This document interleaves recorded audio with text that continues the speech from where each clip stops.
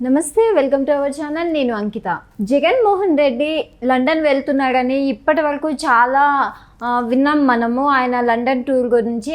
అయితే ఆయన కోర్టులో అయితే సంజయ్ చెప్పి వెళ్ళాలని తెలుస్తుంది. మరి హైకోర్టు ఇచ్చిన తీర్పు ప్రకారం హైకోర్టు పర్మిషన్ లేకుండా ఆయన అయితే లండన్ వెళ్ళే అవకాశం లేదంటున్నారు. అసలు ఏం జరుగుతుంది ఇంతకీ ఈ లండన్ ట్రిప్లో అనే విషయాన్ని డిస్కస్ చేయడానికి నాతో పాటు సీనియర్ జర్నలిస్ట్ సిఎస్ఆర్ ఉన్నారు. ఆయనతో మాట్లాడదాం. Hi sir. హలో సార్, మనం చూసుకుంటే జగన్ లండన్ టూర్ గురించి గత కొన్ని రోజులుగా మనం డిస్కస్ చేస్తూనే వస్తున్నాము. రోజుకొక అంటే పెండింగ్ లాగానే ఉంటుంది అది ఎప్పుడు చూసినాను. సో మరి ఇప్పుడు ఫైనల్గా కోర్టుకి ఆయన సంజయ్ చెప్పాలి, కొన్ని నియమాలు చెప్పి మాత్రమే ఆయన లండన్ వెళ్ళాల్సి వస్తుంది అని తెలుస్తుంది. అసలు హైకోర్టు ఇచ్చిన తీర్పు ప్రకారం ఆయన లండన్ వెళ్ళే అవకాశం ఉందా లేదా? ఇప్పుడు హైకోర్టులో సగం గెలిచాడు అనొచ్చు. ఓకే, జగన్మోహన్ రెడ్డి గారు సగం గెలిచారు, సగం గెలవలేదు. ఆ తీర్పు మొత్తం పాఠవం కనుక చదివితే సగం గెలిచాడు, సగం గెలవలేదు అన్నట్టుగా మనకు అర్థమవుతుంది. అయితే ఆయన విజయవాడలో ఉన్నటువంటి ప్రజాప్రతినిధుల కోర్టు ఏదైతే ఉందో ఆ కోర్టులోకి ఖచ్చితంగా వ్యక్తిగతంగా హాజరయ్యి 20,000కి పూచీకత్తు ఇస్తేనే ఆయనకి 5 years పాస్పోర్ట్ వచ్చే అవకాశం ఉంది. కారణం ఏంటంటే ఈ ప్రజాప్రతినిధుల కోర్టు ఏం చెప్పింది, 5 years ఇవ్వడానికి అవకాశం లేదు అని చెప్పింది. ఎందుకు చెప్పిందంటే ఆయన మీద ఆల్రెడీ పరువు నష్టం దానికి సంబంధించిన ఒక కేసు ఉంది. ఆ కేసుకు సంబంధించి సమన్లు ఇష్యూ చేస్తే ఆ సమన్లను తీసుకోకుండా కోర్టుకు హాజరు కాకుండా తిరుగుతున్నాడు ఆయన. అందుకని విజయవాడలో ఉన్నటువంటి ప్రజాప్రతినిధుల కోర్టు 5 సంవత్సరాలు మాత్రమే పాస్పోర్ట్ ఇవ్వండి అని చెప్పేసి ఆర్డర్ చేసింది. ఆ మేరకు 1 year మాత్రమే పాస్పోర్టు ఇష్యూ చేసింది పాస్పోర్ట్ ఆఫీసు. కాదు నాకు 1 year కాదు 5 years కావాలి అని చెప్పి అడిగితే నో అని చెప్పింది కోర్టు. దానికి రీజన్ ఏంటంటే ఆయనకి ఆల్రెడీ సమన్లు ఇచ్చున్నాయి, ఆ సమన్లు అందుకోలేదు. సమన్లు అందుకోకపోగా అతను కోర్టుకి వ్యక్తిగతంగా హాజరు కావట్లేదు. హాజరు కావాలని చెప్పాము కాబట్టి 5 years ఇస్తే కనుక ఇతను లండన్ వెళ్ళిపోయే అవకాశం ఉంది, అక్కడే ఉండే అవకాశం ఉంది. కాబట్టి 1 year మాత్రమే అలౌ చేయండి అని చెప్పి డైరెక్షన్ ఇచ్చింది. దాన్ని సవాల్ చేస్తూ హైకోర్టులో పిటిషన్ వేశారు జగన్మోహన్ రెడ్డి గారు. సరే, దాన్ని ఎట్టకేలకు పరిశీలించిన తర్వాత హైకోర్టు విజయవాడ ప్రజాప్రతినిధుల కోర్టు ఇచ్చినటువంటి తీర్పుని 2 భాగాలుగా చూసింది హైకోర్టు. ఒక భాగం ఏంటి, 1 year పాస్పోర్టు అనేది కాకుండా 5 years ఇస్తే అభ్యంతరం ఏంటి, 5 years ఇవ్వచ్చు కదా అని చెప్పి రికమెండ్ చేసింది. ఎట్ ద సేమ్ టైం ఈ 5 years పాస్పోర్టు ఇవ్వాలంటే విజయవాడలో ఉన్నటువంటి ప్రజాప్రతినిధుల కోర్టుకి వ్యక్తిగతంగా హాజరై 20,000 రూపాయల పూచీకత్తు ఏదైతే ఉందో అది ఇవ్వాలి అని చెప్పి కండిషన్ పెట్టింది హైకోర్టు. అసలు విజయవాడ ప్రజాప్రతినిధుల కోర్టు ఏం చెప్పింది, ఇప్పుడు 1 year మాత్రమే పాస్పోర్ట్ ఇవ్వండి ఇతనికి అని చెప్తూ వ్యక్తిగతంగా మీరు పూచీకత్తు 20,000 రూపాయలకు పూచీకత్తు ఇచ్చి వ్యక్తిగతంగా హాజరు కావాలి అని చెప్పి ఇచ్చింది. సో 1 year పాస్పోర్ట్ని 5 years ఇవ్వండి అని చెప్పి రికమెండ్ చేసింది. ఆ మేరకు తీర్పు ఇచ్చింది హైకోర్టు.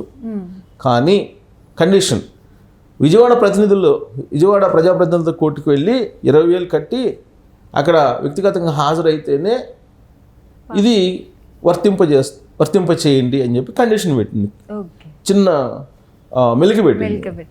సో ఇప్పుడు ఖచ్చితంగా ఆయనకి 5 years పాస్పోర్ట్ కావాలంటే విజయవాడ ప్రజాప్రతినిధుల కోర్టుకి జగన్మోహన్ రెడ్డి గారు వ్యక్తిగతంగా హాజరు కావాల్సిందే. లేదంటే 1 year పాస్పోర్ట్ అంతే, 5 years రాదు. 5 years పాస్పోర్ట్ కావాలంటే కనుక ఖచ్చితంగా వ్యక్తిగతంగా హాజరై 20,000 రూపాయలు పూచీకత్తు ఇవ్వాల్సిందే. సో కాబట్టి సగం గెలిచారు, సగం ఓడిపోయారు అనేది ఈ తీర్పుని బట్టి మనకు జగన్మోహన్ రెడ్డి గారి గురించి అర్థమవుతుంది. 1. 2, ఆయన యాక్చువల్గా ప్రతి శుక్రవారం సిబిఐ కోర్టుకి హాజరు కావాలి. సిబిఐ కోర్టుకు హాజరు కావాలి. సిబిఐ కోర్టుకి ప్రతి శుక్రవారం హాజరు కావాల్సి ఉంటే ఆయన ముఖ్యమంత్రి అయిన తర్వాత ఆయన ఇక్కడికి సిబిఐ కోర్టుకి రావాలంటే కనుక ఖర్చు అవుతుంది. తర్వాత సెక్యూరిటీ ప్రాబ్లం కూడా ఉంటుంది. కాబట్టి వ్యక్తిగత హాజరు నుంచి మినహాయింపు ఇవ్వండి అని చెప్పి ఆ రోజున ఆయన సిబిఐ కోర్టులో పిటిషన్ వేస్తే దానికి అంగీకరించింది కోర్టు. 5 సంవత్సరాల పాటు వ్యక్తిగత హాజరు నుంచి ఉపశమనం పొందారు. ఆంధ్రప్రదేశ్ ప్రజలు ఇచ్చినటువంటి గెలుపు కారణంగా 5 years పాటు వ్యక్తిగత హాజరు నుంచి ఉపశమనం పొందారు ఆయన. 2024లో ఆంధ్రప్రదేశ్ ప్రజలు ఆయన్ని ఓడించారు. ప్రస్తుతం పులివెందుల ఎమ్మెల్యే ఆయన. మరి ఇప్పుడు ఆటోమేటిక్గా సిబిఐ కోర్టుకి ప్రతి శుక్రవారం హాజరు కావాలి కదా, కానీ హాజరు కావట్లేదు. అప్పుడు ఏం చేయాలి? సిబిఐ వ్యక్తిగతంగా హాజరు కావట్లేదని పిటిషన్ అయితే వేయాలి కదా. మరి సిబిఐ ఎందుకు పిటిషన్ వేయట్లేదు? కరెక్ట్గా ఇక్కడే పొలిటికల్ గేమ్ నడుస్తుంది. పొలిటికల్ గేమ్లో భాగంగా ఆయన వ్యక్తిగత హాజరు నుంచి ఉపశమనం పొందారు. 1. 2, ఈ మధ్యకాలంలో ఆయన ఏం చేశారు? ప్రతిపక్ష హోదా కావాలి నాకు అని చెప్పి గట్టిగా ఆయన ప్రెజర్ చేశారు. కానీ కౌలన్ షక్దార్ రూల్స్ ప్రకారం కుదరదు అని చెప్పి చెప్పింది ఆంధ్రప్రదేశ్ ప్రభుత్వం, అంటే అసెంబ్లీ స్పీకర్ చెప్పారు. దాంతో ఆయన ఏం చేశారు?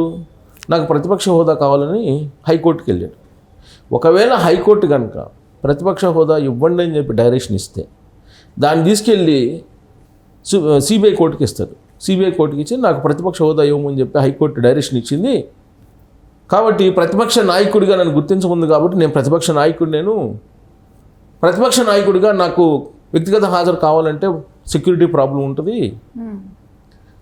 అని చెప్పి మళ్ళీ పిటిషన్ వేసి మళ్ళీ వ్యక్తిగత హాజరు నుంచి ఉపశమనం పొందేదానికి అవకాశం ఉంది.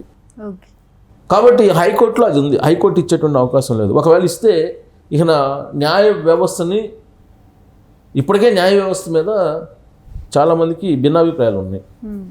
ఒకవేళ ప్రతిపక్ష హోదా ఇవ్వండి జగన్మోహన్ రెడ్డికి అని కనుక వాళ్ళు కానీ డైరెక్షన్ ఇస్తే స్పీకర్కి, ఇక అది అల్టిమేట్ అనుకోవాలి. న్యాయ వ్యవస్థ మీద భిన్నాభిప్రాయాలు తారాస్థాయికి జారుతాయి. దాంట్లో ఎలాంటి డౌట్ లేదు. ఇప్పటికే న్యాయ వ్యవస్థ ఎలా ఉంది ఏంటి అనే దాని మీద సామాన్య పౌరులను అడిగినా చెబుతున్నారు.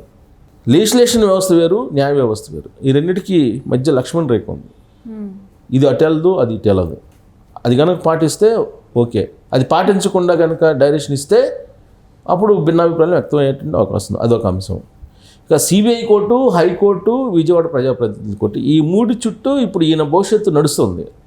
ఇప్పుడు ఈయన లండన్ వెళ్ళడానికి సిబిఐ కోర్టు పర్మిషన్ కావాలి. సిబిఐ కోర్టు పర్మిషన్ ఇచ్చింది. ఎప్పటి నుంచి ఇచ్చింది? సెప్టెంబర్ 3వ తారీఖు నుంచి సెప్టెంబర్ 25వ తారీఖు వరకు పర్మిషన్ ఇచ్చింది.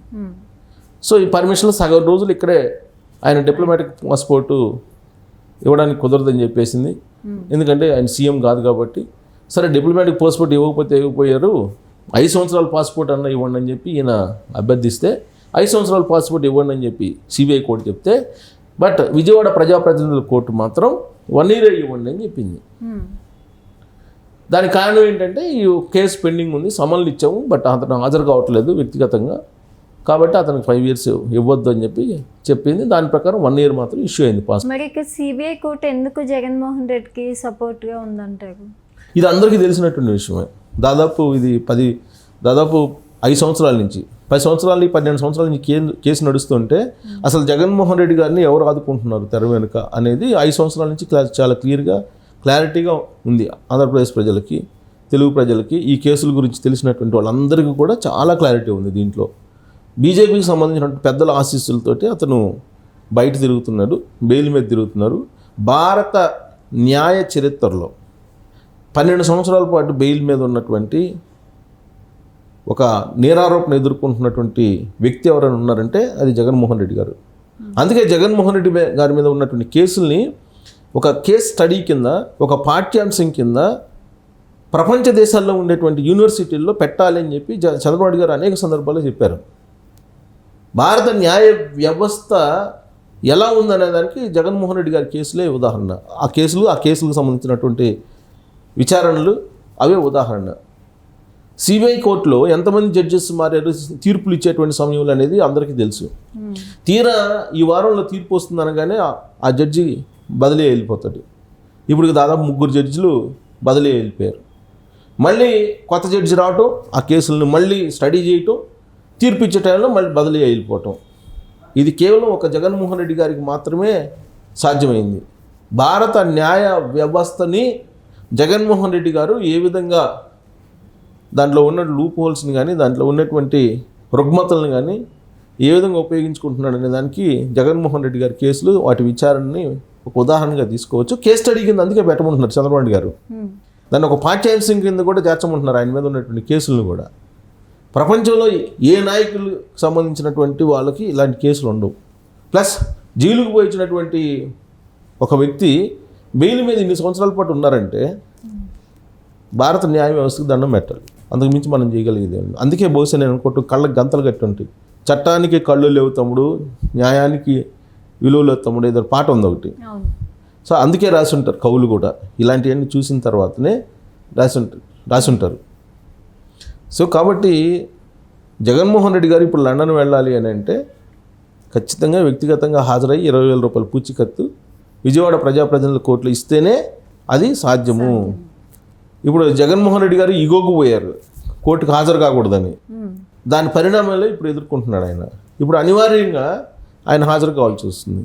ఆయన ఈగోని పక్కన పెట్టి హాజరై 20,000 రూపాయల పూచీకత్తు ఇచ్చి అక్కడ పోయి ఆయన లొంగిపోతే కోర్టులో సమన్ల తాలూకు కేసులో అప్పుడు ఇది క్లియర్ అవుతుంది. లేదంటే ఆయన లండన్ టూర్ క్యాన్సిల్.